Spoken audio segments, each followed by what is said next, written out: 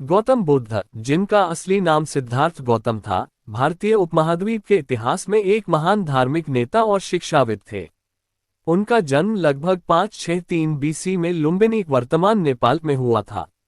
गौतम बुद्ध की शिक्षा और ज्ञान प्राप्ति की यात्रा बहुत ही प्रेरणादायक और रोचक है, जिसमें उन्होंने विभिन्न दृष्टिकोणों को अपनाया और अंततः बोधि वृक्ष के नीचे ध्यान साधना के माध्यम से बुद्धत्व ज्ञान प्राप्त किया। गौतम बुद्ध का जीवन। गौतम बुद्ध का जन्म शाक्य कुल के राजकुमार के रूप में हुआ था। उनके पिता शुद्धोधन शाक्य जाति के प्रमुख थे। सिद्धार्थ के बचपन में उन्होंने राजमहल में ही जीवन बिताया और बाहर की दुनिया से अनजान रहे। राजकुमार के रूप में उनका जीवन विलासपूर्ण था, लेकिन एक दिन जब वे महल के बाहर गए तो उन्होंने वृद्ध, रोगी और मृतक लोगों को देखा। ये दृश्य उनके मन में गहरी छाप छोड़ गया और उन्हें जीवन के असल सत्य का बोध हुआ। इसके बाद उन्होंने महल, परिवार और सारी भौतिक सुख सुविधाओं को त्याग दिया और सत्य की खोज में निकल पड़े। गौतम बुद्ध का उपदेश। सिद्धार्थ ने पहले कई धार्मिक आस्थाओं और ध्यान प्रणालियों को अपनाया। उन्होंने विभिन्न गुरुजनों से शिक्षा ली, लेकिन उनके दिल में सच्चे ज्ञान की तलाश जारी रही। वह अपने ज्ञान और आत्मा की शुद्धता के लिए निरंतर संघर्ष करते रहे। गौतम बुद्ध के गुरु। गौतम बुद्ध ने शिक्षा प्राप्त करने के लिए कई महात्माओं और साधुओं के पास गए। उनके प्रमुख गुरुओं में से कुछ का नाम निम्नलिखित है। 1. आलार कालाम। आलार कालाम एक प्रसिद्ध योगी और साधु थे, जिन्होंने सिद्धार्थ को ध्यान और समाधि के माध्यम से आत्मज्ञान की शिक्षा दी। सिद्धार्थ ने आलार कालाम से ध्यान की गहरी विधियों का अध्ययन किया। हालांकि उन्हें यह महसूस हुआ कि इस मार्ग से पूर्ण मुक्ति प्राप्त नहीं हो सकती।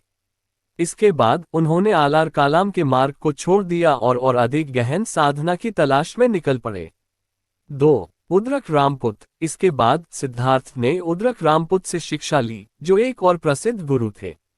उन्होंने उन्हें ध्यान की और गहरी तकनीकों के बारे में बताया।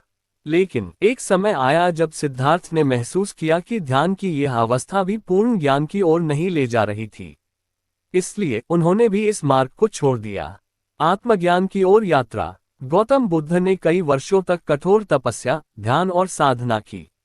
एक समय आया जब उन्होंने यह अनुभव किया कि किसी भी बाहरी गुरु से शिक्षा प्राप्त करने के बजाय उन्हें अपने अंदर के सत्य को खोजना चाहिए। उन्होंने एक नया तरीका अपनाया, जिसे मध्यम मार्ग कहा जाता है। यह तरीका न तो अत्यधिक भौतिकता के पक्ष में था, न ही अत्यधिक तपस्या के पक्ष में।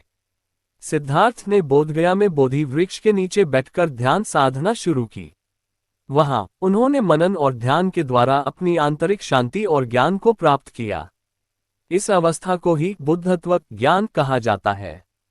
गौतम बुद्ध का उपदेश। बुद्धत्व प्राप्त करने के बाद गौतम बुद्ध ने अपनी पहली उपदेशिका धर्मचक्र प्रवर्तन दी, जिसमें उन्होंने जीवन के 4 आर्य सत्य और 8 गुणी मार्ग के सिद्धांतों की व्याख्या की।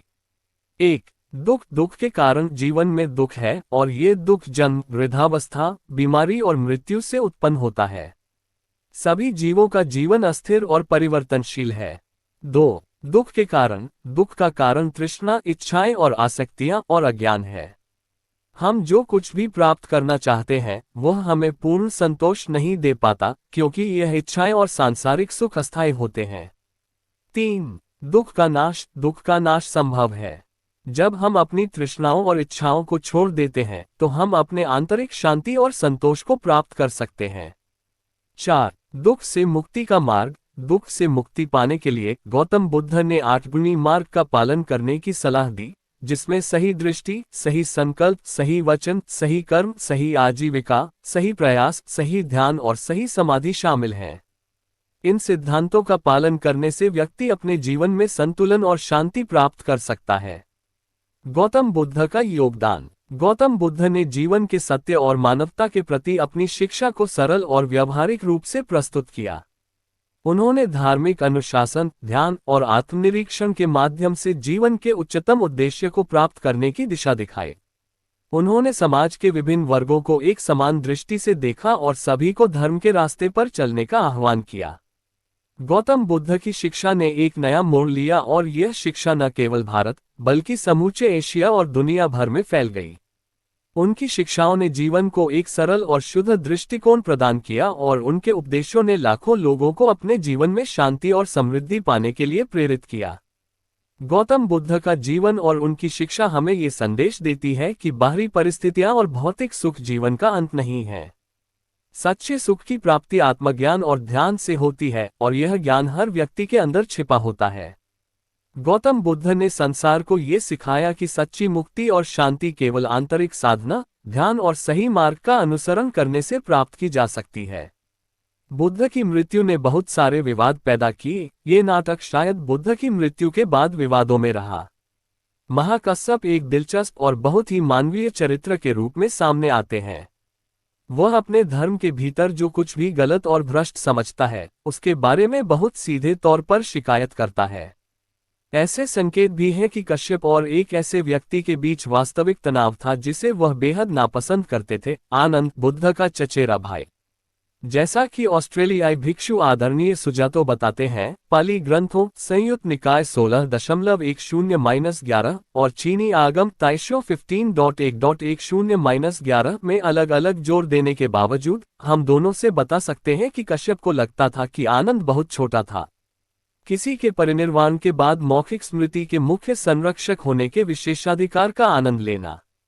आनंद बुद्ध के सहयोगी और बहुत करीबी सहायक थे। उन्होंने महसूस किया कि यदि बुद्ध के अपने आदेश को प्राप्त करने के लिए दो विकल्प समाप्त हो गए थे, सत्ता से बाहर कर दिया गया था या किसी तरह अनुपस्थित थे, तो आनंद को नेतृत्व उत्तराधिकार के लिए उम्मीदवार होना चाहिए था या कम से कम एक किंगमेकर होना चाहिए था।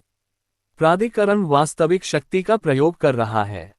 हालांकि कैनन में संरक्षित आनंद के खिलाफ इतनी आलोचना है कि यह संदेहास्पद है और इस बात के औचित्य के रूप में प्रतीत होता है कि आनंद ने बुद्ध के परिनिर्वाण के बाद अधिक प्रभाव का आनंद क्यों नहीं लिया। संकेत आकर्षक है, लेकिन हम निश्चित रूप से नहीं जानते कि क्या हुआ। दुर्भाग्य से इस षड्यंत्र सिद्धांत को न तो सिद्ध किया जा सकता है और न ही अस्वीकृत किया जा सकता है। यद्यपि महापरिनिब्बाण सूत्र जानबूझकर कुछ छिपाता प्रतीत होता है, हम निश्चित रूप से नहीं जान सकते कि क्या छिपाया जा रहा है या क्यों। तो इस सारे रहस्य और निश्चितता के बाद कि कुछ हुआ है, हम ये भी नहीं जानते कि क्या हमारे पास इसे दिखाने के लिए कोई वास्तविक साजिश है। कुछ विद्वानों का मानना है कि बुद्ध की हत्या कर दी गई क्योंकि वह सच्चे सत्य के साथ थे और इससे कुछ लोग परेशान थे जिनके महल झूठ पर बने थे। अगर हम तर्कसंगत रूप से सोचें तो बुद्ध एक इंसान थे और इंसान पैदा होते और मरते हुए दिखाई देते हैं। ये वास्तव में एक आश्चर्यजनक तथ्य है कि हर इंसान मर चुका है और आज जीवित सभी लोग एक दिन मर जाएंगे। शरीर की मृत्यु से कोई बच नहीं सकता है और यह अपने आप में एक महान शिक्षा है। इसलिए शायद कोई कह सकता है, बुद्ध की मृत्यु ये दिखाने के लिए हुई कि मृत्यु के सत्य का कोई बहिष्कार नहीं है। हालांकि इस प्रश्न का एक और उत्तर है यदि हम समाज में बुद्ध की भूमिका के संदर्भ में सोचें। यदि वह सदैव जीवित रहते तो लोग किसी प्रकार के ईश्वर तुल्य गुरु के रूप में उन पर पूरी तरह से निर्भर हो जाते और वे अपने जीवन की जिम्मेदारी लेने की उपेक्षा करते। मरते समय बुद्ध वास्तव में संघ को कमान सौंप रहे थे। बुद्ध की प्रतिज्ञा सभी लोगों को अपने समान बनाने की थी, न कि केवल एक औसत दर्जे की नकल करने की। हम अपने स्वयं के संसाधनों का उपयोग करके रोशनी प्राप्त करते हैं, न कि किसी के हमें सौंपने का इंतजार करने से।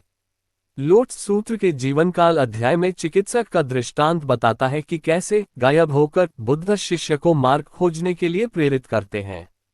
बुद्ध 84 वर्ष तक जीवित रहे और उनकी मृत्यु हो चुकी थी। उसने पाया कि मृत्यु निकट आ रही है और उसने पूछा, इस पेड़ के नीचे मेरे लिए कुछ फैलाओ, क्योंकि मुझे लगता है कि अंत निकट है। और वह वहीं वृक्ष के नीचे लेट गया, वह और अधिक बैठ नहीं सका। और पहला काम जो उन्होंने किया, उन्होंने कहा, उस चंदा के पास जाओ और उसे बताओ कि वह मेरे सबसे बड़े समर्थकों में से एक रहा है, उसके भोजन के लिए मैं निर्वाण जा रहा हूं। और फिर कई आदमी निर्देश देने आए और एक शिष्य ने कहा, अब पास मत जाओ, गुरु का निधन हो रहा है। और जैसे ही उसने ये सुना, प्रभु ने कहा, उन्हें अंदर आने दो। और कोई और आ गया और शिष्यों ने उन्हें प्रवेश नहीं करने दिया।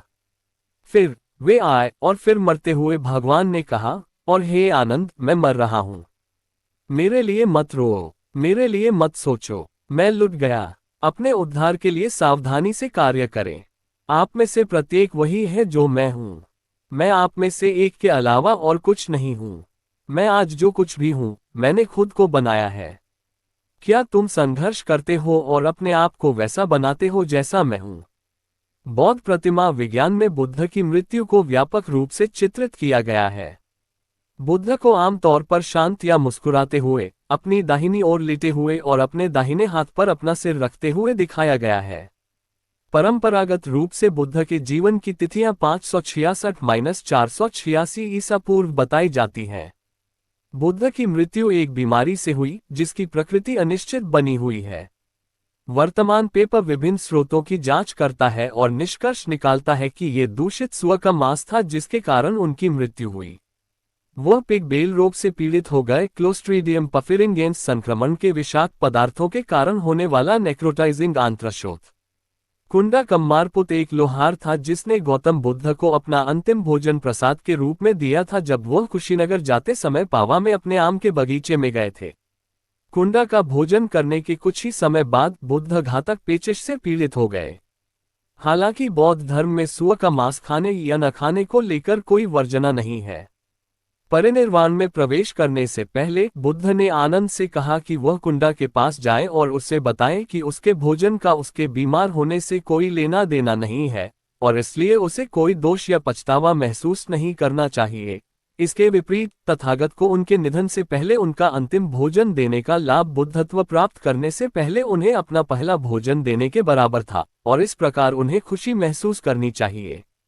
ये बिल्कुल स्पष्ट है कि बुद्ध की मृत्यु भोजन विषाक्तता से नहीं हुई थी। किसी ने उसके खाने में जहर मिला दिया। राजकुमार विजया उसी क्षेत्र में रहता था जहां बुद्ध रहते थे और वह अपने हिंसक कार्यों के लिए जाना जाता है। भगवान बुद्ध पूरी तरह से हिंसा के खिलाफ थे और लोगों, खासकर गरीबों के बहुत बड़े समर्थक थे। बुद्ध के कई अनुयायी थे और निश्चित रूप से बुद्ध और विजया को अपने विपरीत स्वभाव के कारण संघर्ष का सामना करना पड़ सकता था। जनता किसी महान नेता के सहयोग के बिना नहीं लड़ेगी। उन्हें बुद्ध का समर्थन प्राप्त था, इसलिए वे विजया के खिलाफ आवाज उठाने में सक्षम थे। इससे विजया के राज्य में समस्याएं पैदा हो सकती थीं। इसके कारण विजया को बुद्ध के दुख को समाप्त करने के लिए उनके भोजन में जहर मिलाना पड़ सकता था। उसके पिता को पता चल गया कि क्या हुआ था।